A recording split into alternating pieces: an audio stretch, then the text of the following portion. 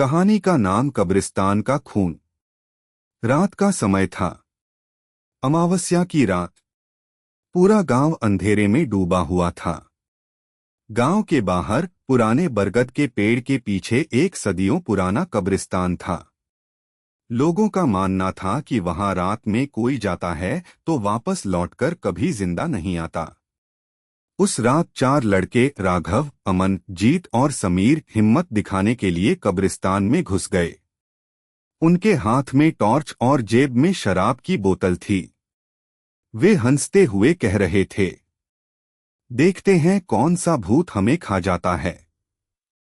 जैसे ही वे अंदर पहुंचे, अजीब सी बदबू और ठंडी हवा पूरे शरीर को काटने लगी। पुरानी टूटी कब्रों के बीच से सिसकियां और कराहने की आवाजें आने लगीं। राघव ने मजाक में एक कब्र पर बैठकर बोतल तोड़ दी। उसी समय जमीन फट गई और उस कब्र से सड़ीगली हड्डियों वाला हाथ बाहर निकला और राघव का पैर पकड़ लिया। राघव चीखा, बचाओ! लेकिन अगले ही पल उस हाथ ने उसे खींच लिया। चारों ओर खून के छींटे फैल गए और कोई उसका शरीर कब्र के अंदर घसीट कर ले गया।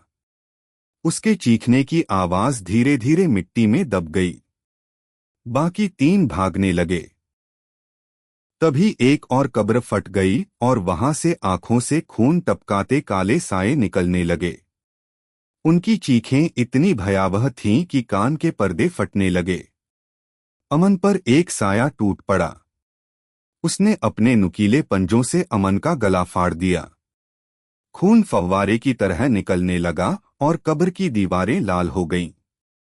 जीत और समीर कांपते हुए भागे, लेकिन जितना भागते उतना ही वे कब्रिस्तान के और गहरे हिस्से में पहुंचते जा रहे थे। एक जगह उन्हें सैकड़ों सड़ेगले लाशों के कंकाल खड़े दिखाई दिए। सबकी आंखें लाल चमक रही थीं। कंकालों ने जीत को पकड़कर उसके शरीर को टुकड़ों में बांट दिया। उसके हाथ पैर अलग कर दिए और खून से भीगी मिट्टी कीचड़ जैसी लगने लगी। अब समीर अकेला रह गया। वह रोते हुए गिर पड़ा, मुझे छोड़ दो, मैं यहां गलती से आ गया।